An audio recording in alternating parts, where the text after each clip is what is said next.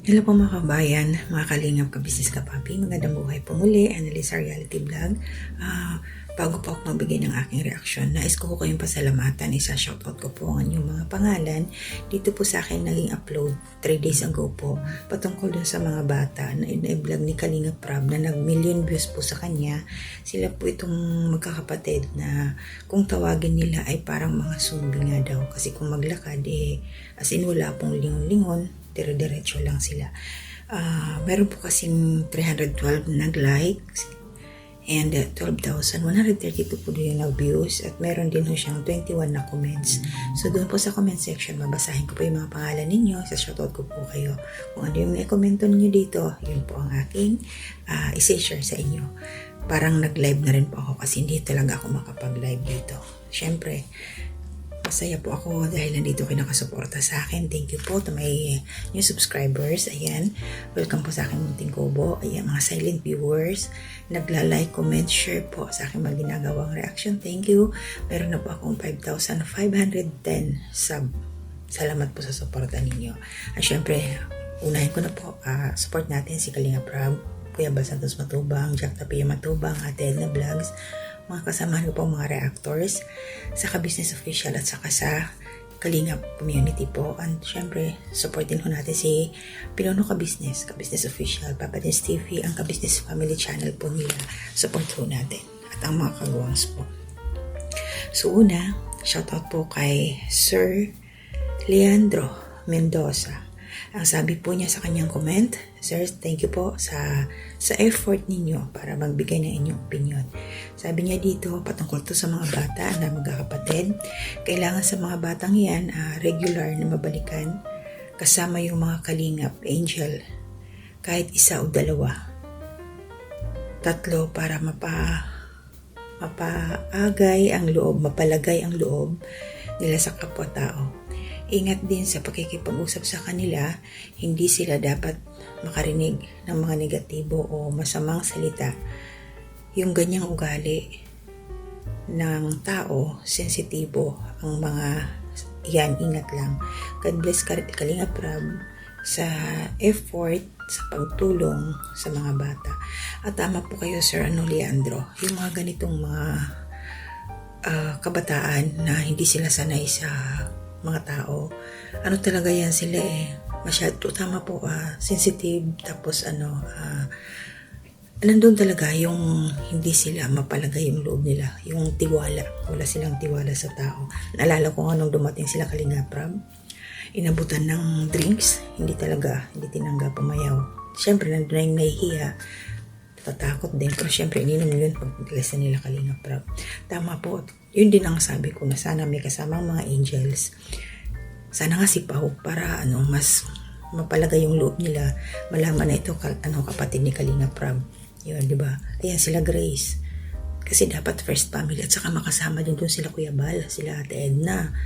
Di mas lalong yung mga bata marirelax na yung kanilang isipan. Hindi sila masasamang tao. Ito pala. Kasi kung puro lalaki talaga, nandoon yung mag-aalangan ka na makipag-uusap.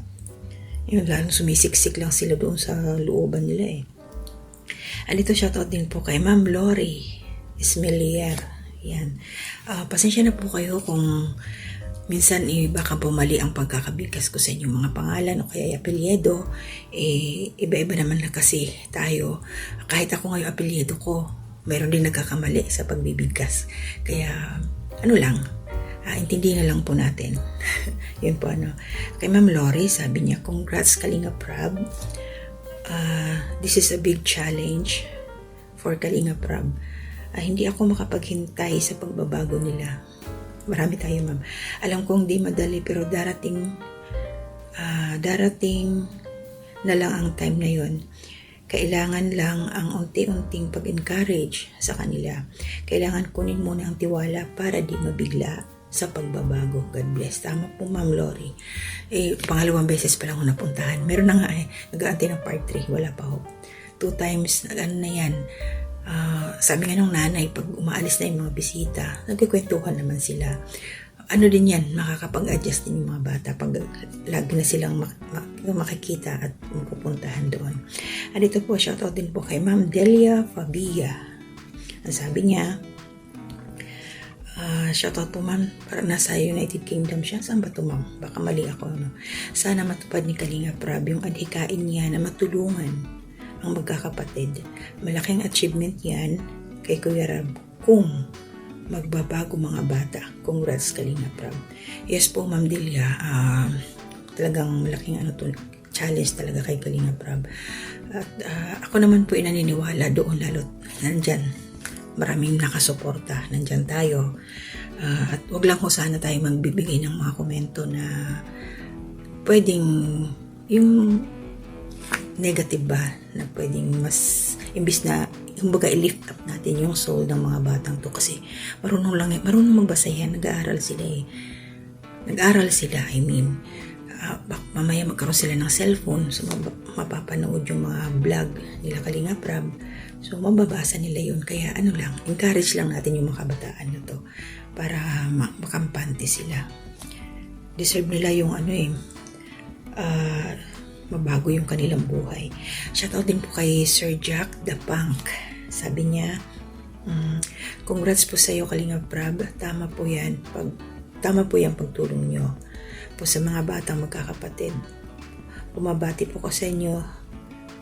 Jack Lejano po ito. Hi Sir Jack Lejano. Salamat po sa suporta. Ayan si Sir Jack. And this is Sir Jerry. Shoutout po sir. Salamat po sa support. Ang sabi niya, ang mga tao dapat tulungan. Salamat Team Kalingap. At sa mga sponsors. God bless you all. Thank you po Sir Jerry. And of course kay Nanay Soledad Belmonte. Shoutout po Nay. Wow, congratulations sa iyo Kalingap Rab. Yan po si Nanay. Taga Cebu po siya. Lagi po siyang nariyan. Ka-business, supporter din po siya at saka sa Kalingap. Shoutout po kay Sir Elmer Dakutan. Tama po ba tayo? Yan. Dakutan. Sabi niya, congrats po. Daming puso. Salamat sir sa support. And also, shoutout din po kay Sir Josefino Lim. Yan. Sabi po niya, God bless you always, Bro Rab. Best regards. Ayan. Binabati niya si Kalingap Rab. And si Ma'am Delma Garcia. Tama. Congrats Kalingap Rab. God bless. Ayan. And also, shoutout din po kay Ma'am Mila P. Tolorio. Shoutout po Ma'am Mila. Sabi niya, kailangan sa kanila kaibiganin at unawain kasi para silang bata ng takot sa dilim. Ang Kalingap Rab, malaking tulong yan sa kanilang pagbabago at maging katulad sa ibang mga tao. Sobrang nakakaawa sila kaya sana matulungan sila. Yes po Ma'am Mila, isa rin talaga to na kikita ko si Kalingap Rab. Sabi nga niya, ang layo pa ng nilakad nila. Yung tiyaga nila sobra. Hindi naman nawawala ng pag-asa dito si Kalingap Rab. Sabi niya, unti-unti mapapalagay ang loob. Kakausapin din niya sila. Yung mga kasama, yan sila Kalingap Rab. Gusto nilang tanungin, pero wala pa talaga. So, yun lang. Sana may kasamang angel talaga. Yan. Shoutout po kay Sir Tuti Consulta. Sabi niya, tama ka, sana matulungan sila, no? Yes po, Sir Tuti. Sana nga po. And Kabayan Anime Reactors TV. Salamat Kabayan sa suporta. Puso. Yan. And kay Ma'am Flores. Sabi niya, sana dumating din yung araw na makita ko kayo. Magpakatotoo na ako. Gusto ko po makahingi ng kaunting tulong. Si Ma'am Flory. Hello po, Ma'am. Saan ho kayo? Pag-pray lang ho natin kasi itong aking munting kubo, hindi pa naman to ganong kumikita. Minsan, hindi pa ako sumasahod. Yung unang sahod ko, $100. Simula December hanggang March ba yun? Tagal. Tapos ito ngayon, wala pa ho. Magti 3 months na. Hindi ko po alam. Siyempre, nandyan ho yan. Kung yung mga nanonood ba na hindi nag-skip ng ads, doon po kami kumikita. Sana po may makatulong sa inyo. Yan po. Si Ma'am Flory Flores. Shoutout po kay Sir Jaime Villanueva. Salamat po sa suporta, sir. God bless po. Ma'am Mariga lang. May part 3 na ba? Wala pa po, ma'am. Wala pang part 3. Kahit po ako nag-aantay din ng part 3. Salamat po sa support. Sir Nitoy Bunsay. Sir, magandang gabi po. Shoutout po sa inyo. Salamat po sa support. Sabi niya, Oo nga, ang magulang talaga ang may problema niyan kasi hindi man lang tinuruan ng mga bata sa pakisalamuha sa mga tao. Dapat tinuruan sila sa nanay nila na hindi kayo ganyan na makipag-usap. Sila ay hindi sumasagot sa nagkausap sa kanila. Yes po, Sir Nitoy, nahihiya pa ho yung mga bata. Pangalawang beses pa lang ho ito nakita sila Kalingap Rab at saka yung mga kasama ni Kalingap Rab. Yun lang, pag natin na may mga bakanting angel kasi mga estudyante, may makasama doon o kahit sila Ate Edna po kung sila pag available. And shoutout din po kay Sir Lori or Ma'am Lori Hipolito. Ma'am, sorry po, mali yata ako. Yes, kailangan may kasama kayo na Kalingap Angel. Siguro dapat may makita naman sila ibang klaseng ng tao. Tama po, kailangan talaga puro lalaki, dapat may babaeng kasama. At meron pang sinabi si Ma'am Lori Hipolito, Ma'am, tama ma'am, dapat turuan din ng nanay na mapasyal-pasyal para o kaya utusan kahit sa anong gawain, magtanim na kung ano-ano. Yes po Ma'am Lori, masipag po sila, yung kinabubuhay nila doon sa bukid. Tumutulong siguro ito magtanim. Yun lang, syempre yung financial, hindi sila makapunta sa bayan. Kaya ganun, nandun lang talaga sila. At saka binubuli po sa school, kaya nag-stop po mag-aaral. Yun po yung naging problema nila. Kaya naging, yung mga bata, yung self-confidence nila, umatras. Sana ma-build up ulit, bumalik sa tulong ng Kalingap. Ayan. At shoutout din po kay Ma'am Maria Luisa Cartalaba. Ma'am, salamat po sa support. At syempre, yung mga lagi pa akong nariyan, hindi ko na-mention, maraming salamat po sa inyo.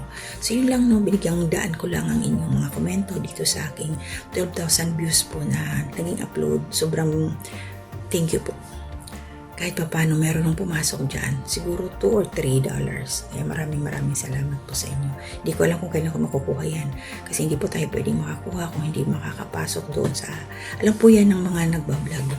Kasi meron pong minimum. Laban lang po tayo. Tuloy-tuloy lang po ang buhay. So yun, hanggang dito na muna. Gagawa pa ako ng aking reaction mamaya. Ang dami po, pero one at a time lang. So God bless po.